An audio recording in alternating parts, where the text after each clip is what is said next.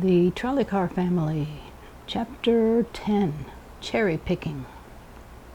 When the children woke up the next morning, Pa and Mr. Jefferson were sitting at the table eating breakfast. Pa held his fork in his left hand, and with his right he was making a list as he ate. Ma, still in her wrapper, was walking from the stove to the table and back, pouring coffee, dishing out eggs, and talking.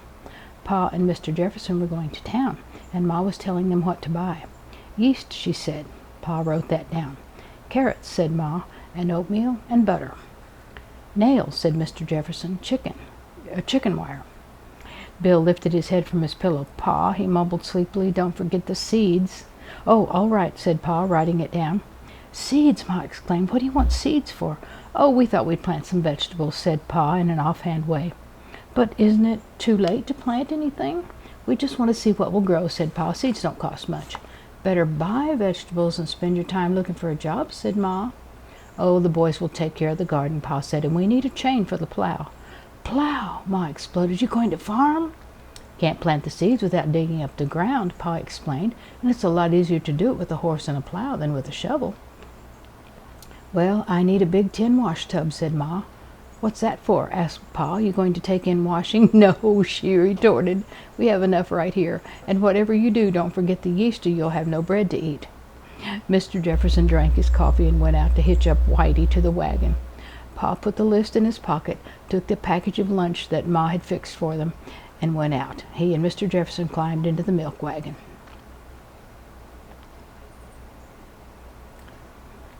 Giddy-ap, said Mr. Jefferson.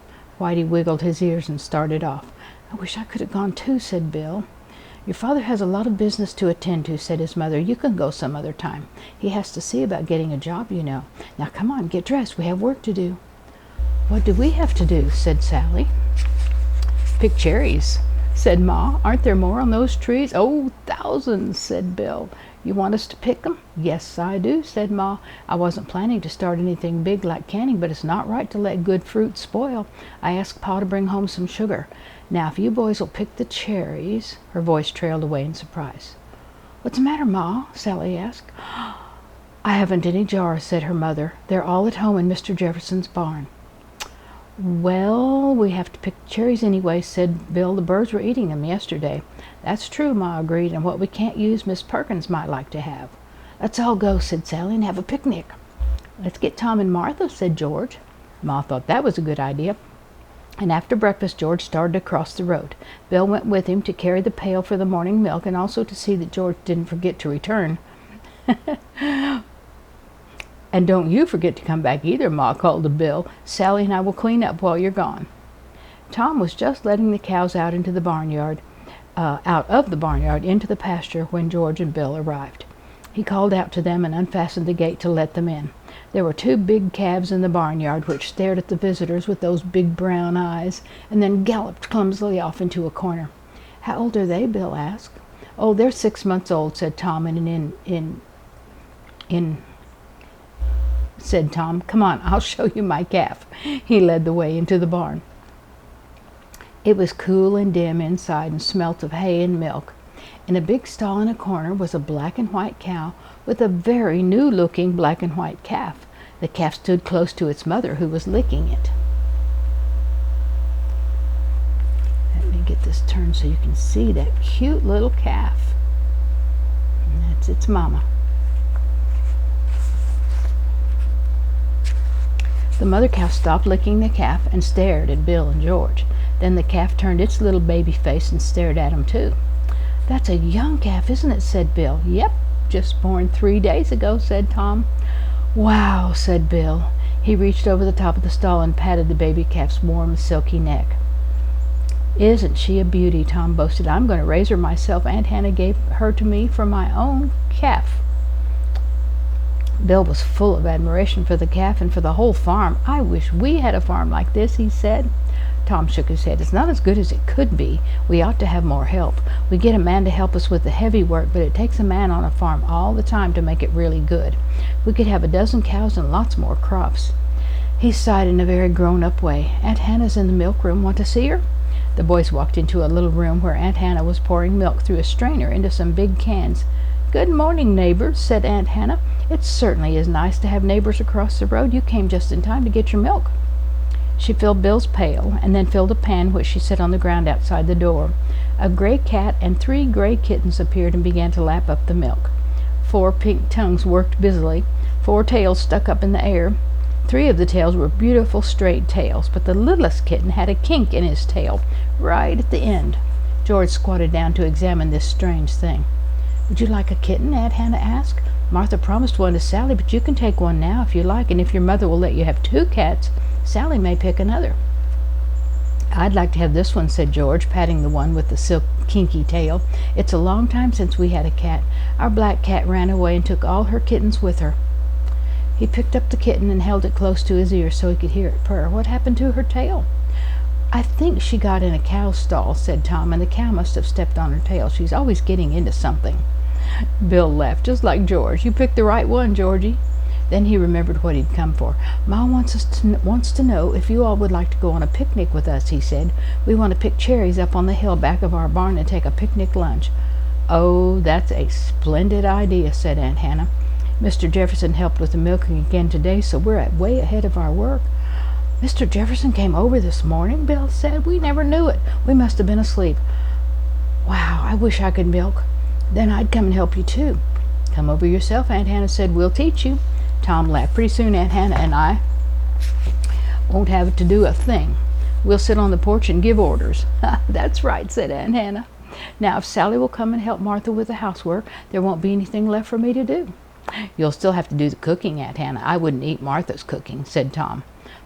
Sally's either," said Bill. "All she can make is fudge."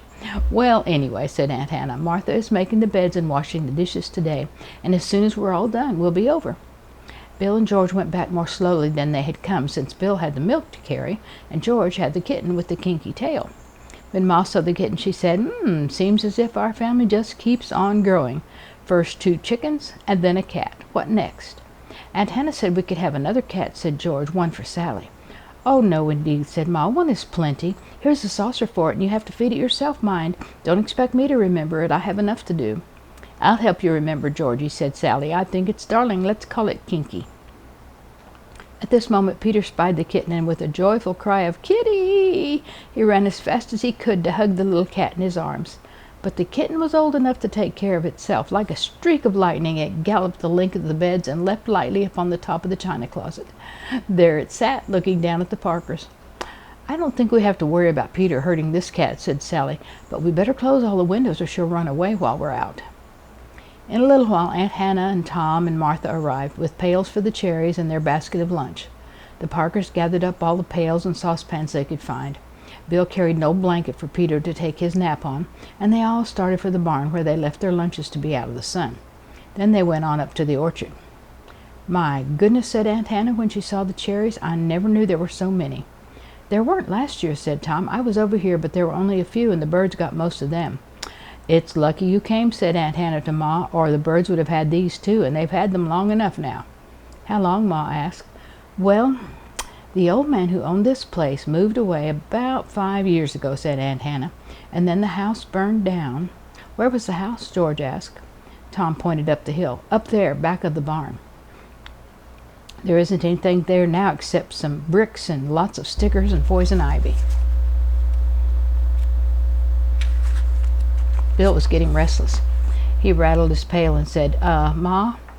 "Bill thinks we ought to be getting busy," said Ma. "All right, boys, you climb the trees and start picking."